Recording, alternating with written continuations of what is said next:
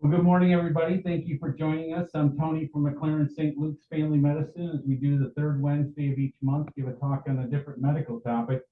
Today we have Dr. Giroux that's going to be talking about pain and managing pain as we get older. Certainly, people have different levels of pain, and what might be not very painful for you could be very painful for me in terms of a physical sense, but it affects our lives in a lot of different ways. It affects how we sleep, how maybe our appetite, our personality. But there's different ways of managing pain. So today, Dr. Giroux is going to talk about just some of the basics, some of the best ways to approach describing your pain to your physician, and different ways to go about hopefully trying to alleviate it. So I'll turn over to him, and we'll stick around in case you have any personal questions. Absolutely. Thanks for having me. So yeah, like Tony said, I'm Dr. Giroux. My name's Brad. You can call me that if you want to. That's okay. I've been this is my second career as medicine. I was a band director, teacher. I went to Ohio State University and marched in the marching band there for a couple of years. I taught band at Liberty Center for a couple of years. Then went back to do my pre-med stuff. But so I'm a teacher. I'm also a tractor puller, as we were talking about. So Bowling Green is well familiar. Um, but yeah, today talking about pain. So pain is one of those things that everyone has experienced in some form. If you tell me you've never really been in pain ever, I'm going to call you a big fat liar, because that's not correct.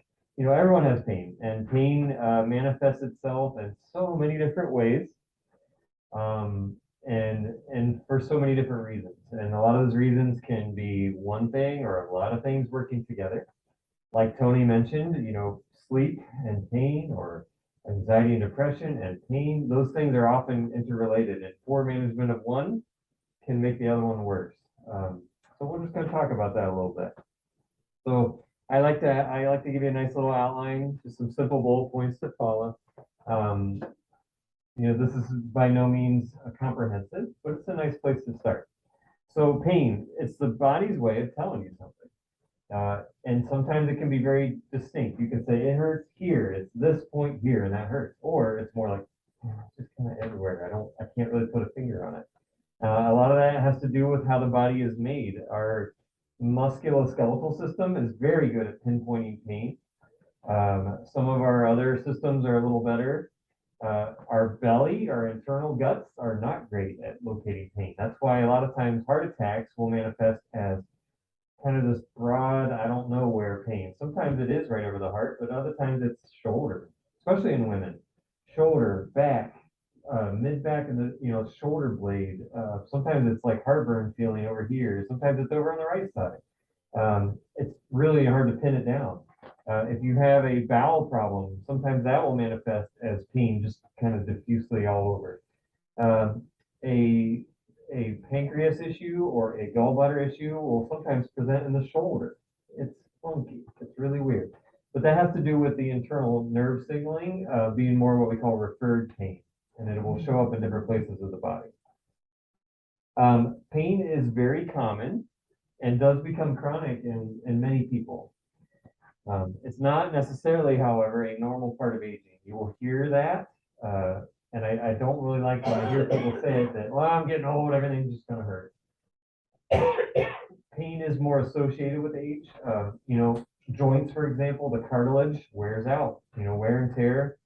Age will make cartilage go away, and things will hurt more as you age. But it does not need to be synonymous with age. I really try to squash that kind of thinking and say, well, I mean, yes, you are older, you do have more likelihood of hurting, but that doesn't mean you have to hurt it just because you're old. So if you have that kind of thought in your head, try to reverse that a little bit if you can, and see if there is other reasons for that. So pain does come in different forms, right? Acute versus chronic is a big one we talk about a lot in the medical arena. Like, is this a pain you've had for months, or is this a new thing? Because that is, again, our body will tell us things. If it's a pain you've had for a long time, the body kind of turns it down. It'll get used to it, and it'll kind of compartmentalize it into a thing, into an arena, or into a feeling in the brain that it just kind of turns the volume down a little bit. But then you'll notice that, oh, something's different. It didn't hurt like that before. So the brain will kind of re-up, it'll renew it or bump it up in your thought and say, okay, oh, that's new. So there can be acute pain on top of a chronic pain, or maybe it's just an outright all new thing. I woke up this morning and I had pain right here, and I don't know what it is. So that's more of an acute picture. Your chronic pains are more like 3 to 6 months. It's not really changed much. You've done some to knock it down, but it's just kind of there. And then it's just managing, what's the cause and what can we do about it at that point. Next point, pain always has a source. Like we said, pain usually is coming from something, but it can be multifactorial. For example, lupus, fibromyalgia, those type of systemic diseases can be pain all over from multiple different joints, multiple different organ systems, and it's hard to pin anything down. But at least you can kind of figure out, all right, so it's joints, or it is connective tissue, or it's this thing. But we often try to isolate it down to at least something.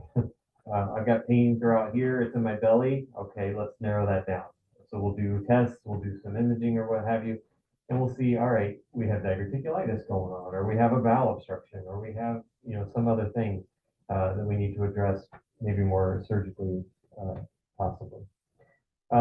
This next point is a big one. Life should be pain-free, right? Right? If we have pain, there should be a magic pill, doc. What's going on? Why can't this pain just go away? As much as I would love that, it can be dangerous, right? There actually are some psychiatric disorders or developmental disorders that remove the sensation of pain from people in certain areas of the body or sometimes everywhere. And those people are in bad shape because they will burn themselves and not know it, or they'll cut themselves and not know it. You can see this in diabetic neuropathy, for example, with your feet. If you can't feel your feet, you don't know if you're hurting your feet, and you'll get a nasty blister, which will turn to a wound, which will turn to an infection, which could cause you to lose a leg or your life, right? So the absence of pain, the total absence of pain, is actually just as dangerous as having too much pain. So we try to use pain to our advantage to allow it to tell us what's going on, but then sometimes it just gets out of hand and we need to suppress it a bit.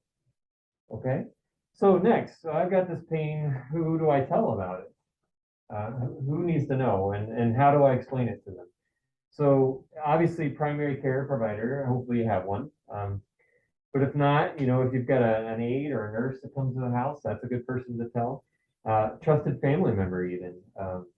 Or a friend. Like, hey, I got this new pain. I don't think it's a big deal, but I just wanted to let you know. Okay, so they can kind of think about it and ask you later and say, hey, how's that doing? Is it getting better or worse? What have you? Because a lot of us, some of us maybe don't talk too much to others. I get into my lane, I'm seeing my family, my kids, and I don't talk to my friends very often. So, people aren't always, we're not chatting with people, we're at home and we're just letting something simmer until it becomes to the point where you can't move. So, if someone had known about that a little sooner, maybe we could have sought care. So next questions we always ask is, where did the pain start? Where in the body is it? And I will often ask patients, with one finger, can you point to where your pain is? And like I said earlier, sometimes yes, sometimes no. So that's a clue. So when did that start? What day was it? Did you do something? Was there an injury? Did you twist awkwardly getting in and out of bed or off the toilet, for example? Did you step out into a hole or on a curb or stub your toe? Was there an injury associated, or did it just come out of the blue? That's an important clue. Does it move? Does the pain stay in that spot you showed me, or does it, what we call, radiate? Does it go up and down an arm? Does it go all around the belly? Does it go to the back? Those are important clues to kind of tell us what might be the source of the pain and how it's developing. What does it feel like? So just simply describing the pain, just, ow, it hurts, doesn't tell us much. But if you can tell me that it's a pulsatile or a throbbing pain, that means something different to me than like a burning or a stabbing pain. A lot of times nerve pains will have a burning quality to them, versus like a musculoskeletal is usually more of an ache or a throb, unless it's a fracture or something that can cause a sharp pain. So those are important questions we ask. What makes it better? What makes it worse? Those are two things we like to know. my knee hurts, for example. It started hurting on Monday. It doesn't radiate, stays right in the knee. It's kind of a throbbing pain. But when I step up on it, it's sharp. It gets better when I take the weight off of it. It's worse when it's worse when I get in and out of the car and it twists, for example. So those are really important things we want to know. And then how severe is it? So I'm sure you've all seen the pain scale or interacted with the pain scale in some fashion. These have been developed in many different ways, but in general, we try and use a 0 to 10 scale. This is very subjective. However, some people have higher pain tolerance, as it were, and they'll say, it's maybe a 3. But like Tony said, to someone else, that might be a 7. And if they've just not lived with pain very often, or maybe lived a different lifestyle in their youth, they may not grade pain the same way. My grandfather, for example, half cut his thumb off with a log splitter and electrical taped it back on with some Kleenex and some horse salve and went right back to work. And he had blood dripping down his arm. And I'm like, Grandpa, what are you doing? That's fine. It doesn't really hurt that much. So, it just depends. It depends on a lot of things. But one good thing we can do is trend that number. So if you say, for example, you woke up Monday morning, it was like a 3. It wasn't bad. Tuesday morning, it was a 5. Wednesday morning, it was a 7. So now I know that to you, that pain is getting worse every day and it's not gotten better. That is a very important clue. So keeping a journal now, what can I do about it? Keeping a journal, a log, a phone log, something, write it down somewhere where, all those questions. Here's where it started, here's what it's doing, here's what makes it better or worse, and here is how it's changing, and here's what my pain level is each day. And then you can bring that to your provider and say, look, this is how it's changing. Or maybe it's getting better, and that'll give you some reassurance. Like, I had a little bit of a twinge, but it got better over the next 2 days. I don't think I need to worry about it too much. Modifying activities, that's a big part of it. If, for example, you've been gardening a lot and you're getting up and down off a gardening bench to do some weeding, and you notice that makes your back pain worse, you're probably gonna have to modify how you're doing your weeding. Maybe it's a long arm spade, one of those twist weed removers, a grabber, what have you, something to be able to modify that activity so it doesn't hurt so much. Keeping moving and staying active. So the old Newton law of motion, right? An object at rest stays at rest, an object in motion stays in motion. It doesn't directly apply, but in a lot of ways it can be correlated.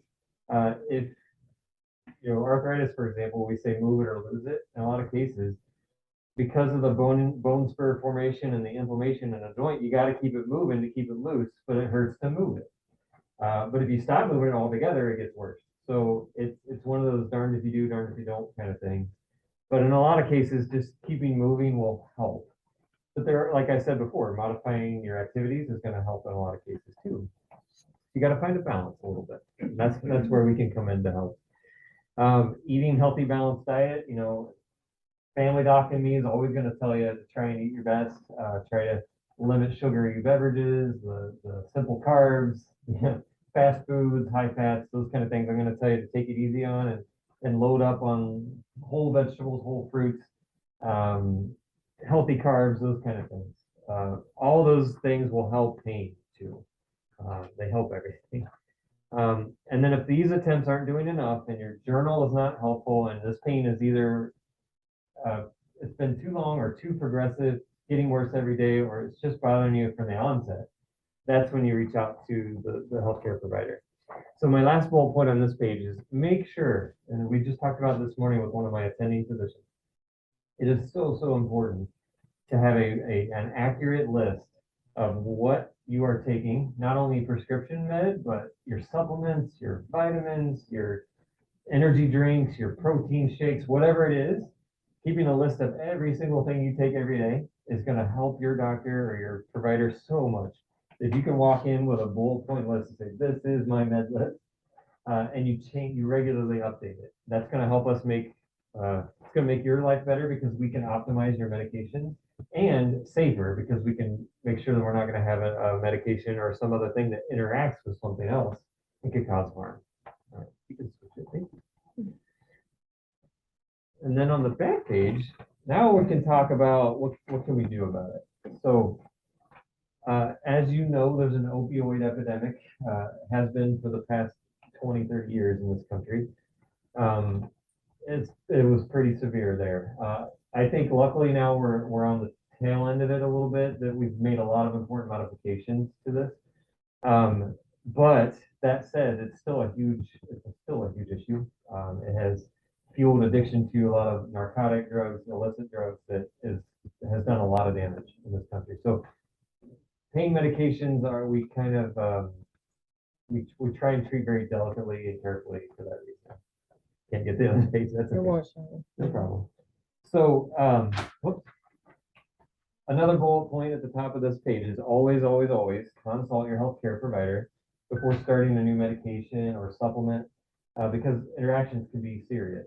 To that point, Tony and I were just on a house call a few days ago, and a patient had Excedrin, which is a very common headache medicine. However, Excedrin has aspirin in it, and if you have any experience with blood thinners, aspirin is a potent antiplatelet medication. It thins your blood. And this patient was already on a blood thinner because of atrial fibrillation. She was prone to falls. She had a hip replacement. And she was taking 4 or 5 of these Excedrin a day. That's 12 to 1,500 milligrams of aspirin on top of her regular blood thinner. So that's a dangerous combination. So we counseled her on, one, you let your healthcare provider know that you want to start taking something for headaches so we can treat the headaches maybe more appropriately, but also advise her that, hey, don't take that one. So we switched her to a different headache medication that was going to be safer for her. So that's important. But then we can kind of look at this list. So Tylenol is we've all heard of it. We've probably all used it. It's generally pretty safe for most everyone, so it is processed in the liver. But for most people, even if you have a chronic liver disease, you can still take Tylenol. Maybe at a slightly reduced dose, you can still take it. So that one's generally pretty safe. It does not have much effects against inflammation, however. So if it's a joint thing or a muscle thing, it's not going to do a lot to knock inflammation down, but it can help with the pain signaling. It kind of interrupts that pathway of the brain for pain. The next category are what we call NSAIDs. That's kind of their nickname, but it's non-steroidal anti-inflammatory medication. So these are your ibuprofen or Advils, it's your Aleve, like naproxen, it's your Celebrex. Aspirin is also in this category. So they all work against the platelet clotting cascade of the blood and make your blood thinner, and you're more likely to bleed on these medications. They can also erode stomach lining and cause other issues there. So these can be used in a lot of cases, but if you have a chronic kidney disease, or you're on blood thinners, for example, we might caution you on these. Maybe do a short burst of them and then stop them, or say, no, let's not use them all together and try something else. Okay. So these are available widely over the counter, so just be cautious. It's really easy to go down and have someone go to the pharmacy and pick up something for pain for you and just start taking it. But like I said before, always talk to your provider, make sure that's going to be safe. Okay. Next one are topical agents. So this area has seen a lot of advancement over the last several years. There are lots of things you can rub on your skin, and there are compounded medications, meaning it's a cream or some vehicle that has a medicine in it that then goes through the skin down into your joint, to your muscle, whatever is hurting. One of the newest ones is called Voltaren. I don't know if you've tried it or heard of it. Diclofenac. It's what? It works. Yeah, a lot of people are finding success with it. Its generic name is Diclofenac. It is now available over the counter. It used to be prescription only, but because of its safety profile and overall efficacy overall good, what's the word I want? Effects, it's now over the counter, so you can buy it. It is in the NSAID category as far as the medication mechanism of action. But because you put it on your skin and not in your body, not in your system, the effects against blood thinning and that kind of thing are not as severe. So they're much less potent, much less worrisome, and we can recommend that in most anyone. And if the joint is near the skin, like an elbow, like a knee, like a rib, like a hand, wrist, finger, ankle, toe, those kind of joints it does pretty well with. The deeper joints doesn't do so well just because they're so deep. Voltaren has to go through all the layers to get to the joint to help. So a hip that's buried down in there A shoulder, especially if it's like a bone on bone shoulder, it's going to be hard for it to get there, but you can certainly try it. Other topicals, lidocaine, that's a topical anesthetic. It numbs the skin, numbs some of the tissue under the skin. That is also like Salonpas is one of those products available over the counter, generally tolerated pretty well. Capsaicin is it's the active molecule in hot peppers. Some people have found success with putting that on. It kind of overwhelms the pain signaling in the area and basically tricks it into turning it down. That said, that can make your skin pretty tender. It can hurt. Okay. And then there are some alternative agents. For example, we talked about depression being related with pain, sleep related with pain. There are some antidepressants that will help with chronic pain, but that's something you're going to deal with your primary care provider or a pain management specialist in most cases. And then opioids only mentioned in brief because, like I said before, with the epidemic, we treat these very, very cautiously. There are arenas for them, especially as we talk about end-of-life care. We use them a lot in the hospice and palliative arenas. But there are chronic pain syndromes too that maybe the opioid is the only thing that's really worked for you. But again, you're going to want to work with someone, have a pain contract, and really develop that over time. Okay, supplemental strategies. We'll just touch this really briefly. Ice and heat can be good, especially of an onset of an injury, a new injury. They're going to do better. Be careful though, because heating pads are a common source of injury in the elderly. Sometimes they'll put a heating pad on and it'll be too hot. It'll be on too long. It can cause second degree, third degree burns, pretty nasty injuries. These have caused deaths in nursing homes, especially when they're understaffed and they're not checking people regularly. That could be a common injury. So just use it with caution. Let someone know that you're using it and only use it for a short amount of time. PT, OT, so physical occupational therapies, these are great. They help strengthen the muscles around a joint, will help a joint hurt less in general. That's the idea. Occupational therapy can help you modify activities like getting in and out of cars, doing tasks around the house in a way that works for you, that makes it safe for you, and that you can do as long as possible until you lose that ability. Exercises, I know here they have great programs like Tai Chi and chair yoga, and those kind of things are awesome. Tai Chi has been shown to be really effective in elderly and aging folks. Those fine motor movements and holding limbs in space, it seems silly, but that actually helps a lot with the brain, with the muscle tone, with coordination, balance, and reducing falls. Okay. And the last one I'll mention here before we finish is OMT, osteopathic manipulative therapy. In the United States, DOs and MDs, those are the two types of physicians you'll hear of. I am a DO. MDs and DOs train exactly the same in medical school, except one arena, which is musculoskeletal, or the body skeleton muscle system. DOs train in OMT, which is a system of diagnosing joint problems, muscle problems, skeletal problems, and then a series of treatments that we can use to help with those. So directed stretch, for example, we can posture people in certain positions to shorten the muscle and allow it to reset its electrical signaling and reduce muscle spasms, pain, referred pain sometimes from the body we can address through different ways. Most of it is tolerated very well. It's pretty gentle, it's non-painful. It can be a great additional therapy to help you manage some chronic pain. So if you don't see a DO physician, that's okay. MD physicians, some of them train in it, like the ones in our residency train in it with me. Or they do it, so they might do it themselves, or they can refer to someone that does. So they can refer to a DO just for OMT. And that's kind of gaining traction. Most insurance plans will cover this as well. So that could be a really good adjuvant therapy. So that's the spiel. What questions or thoughts? I'm gonna go ahead and stop the recording. Sure. All right. What questions, thoughts, concerns? Just a thought that came to